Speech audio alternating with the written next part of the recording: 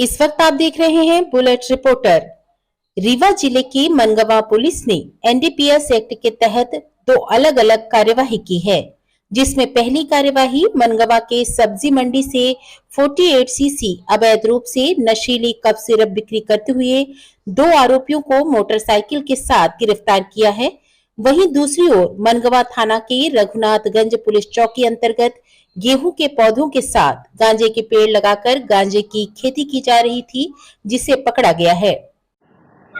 दिनांक 29/3/2024 को मुखबिर द्वारा सूचना मिली थी कि बस स्टैंड सब्जी मंडी मनगवा बाजार में कुछ लोग लगातार कोरेक्स की बिक्री कर रहे हैं, जिससे जो पीढ़ी है वो उसमें लिप्त होती जा रही है, जिनके विरुद्ध कार्रवाई करना बहुत आवश्यक है।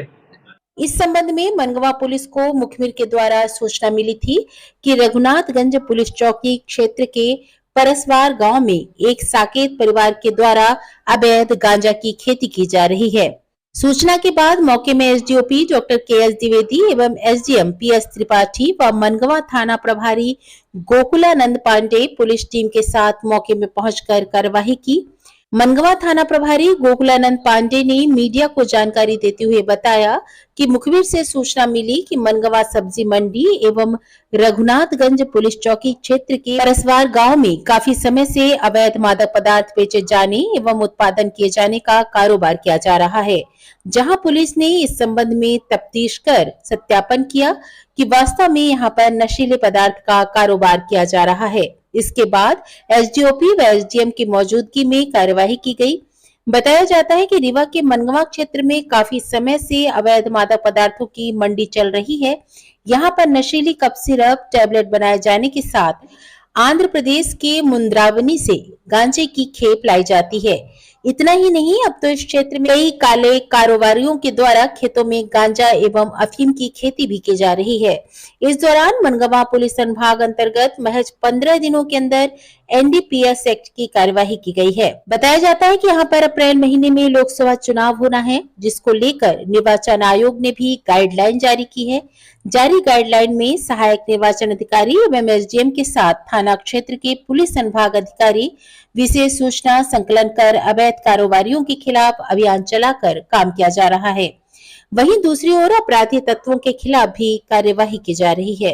निष्पक्ष निर्वाचन कार्य को संपादित करने के लिए प्रशासन तेज गति से काम कर रहा है।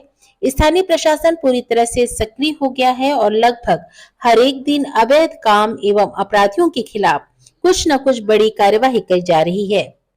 आइए आपको सुनाते हैं इस संबंध में doctor KS Dwivedi SDOP Mangawan के द्वारा मीडिया को क्या जानकारी दी गई। बुलेट रिपोर्टर के लिए ब्यूरो रिपोर्ट रीवा। दिनांक 29/3/2024 को मुखबिर द्वारा सूचना मिली थी कि बस स्टैंड सब्जी मंडी मनगवा बाजार में कुछ लोग लगातार कोरेक्स की बिक्री कर रहे हैं, जिससे जो पीढ़ी है वो उसमें लिप्त होती जा रही है, जिनके विरुद्ध कार्रवाई करना बहुत आवश्यक है।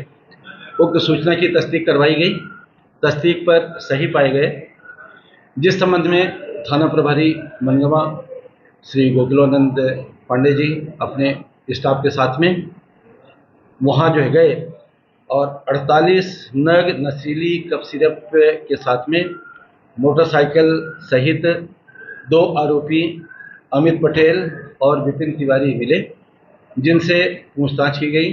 पूछताछ पर उन्होंने कोरेक्स अवैध रूप से बिक्री करने हेतु रखना बताए, जिस संबंध में उनके कब्जे से मोटरसाइकिल और कोरेक्स जब्त की गई और एनडीपीएस एक्ट के प्रावधानों के तहत उन्हें गिरफ्तार किया गया।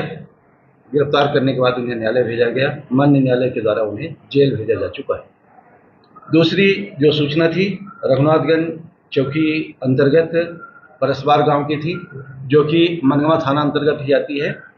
वहाँ कई लोगों ने शिकायत किया था, बहुत दिनों से शिकायत मिल रही थी कि रमेश उर्फ नन्हे साकेत, जो कि परसवार गांव का रहने वाला है, वो और उसकी पत्नी दोनों गांजा की खेती किए हैं।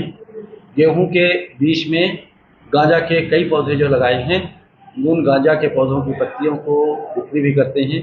बाहर से भी गांजा जो हम मंगाते हैं और गांजा फोरेक्स सभी की सब बिक्री करते हैं।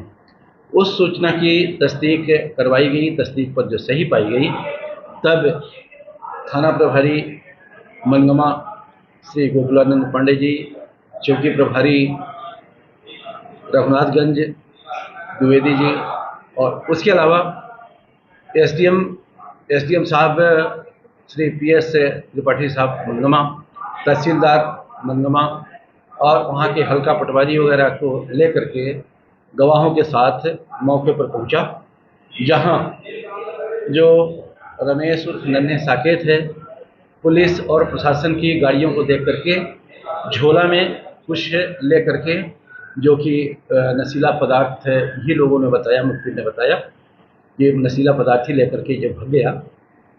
और जब उसके यहाँ तलाशी जो ली गई, उसके घर से लगे हुए खेत में 33 नग हरे गांजा के पेड़, जिनकी कीमत करीबन 50,500 रुपये थी, वो जब्त किए गए।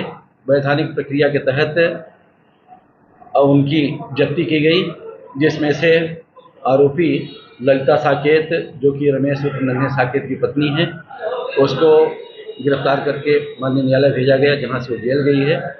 और इस मामले में अभी रमेश उर्फ नन्हे साकेत फरार है, जिसके संबंध में मुखबिर जो लगाए गए हैं, उसे शीघ्र ही गिरफ्तार कर लिया जाएगा। इनके स्रोत क्या थे? ये बीज गांव लाते थे, ऐसा भी कुछ गांजा की खेती के लिए बीज?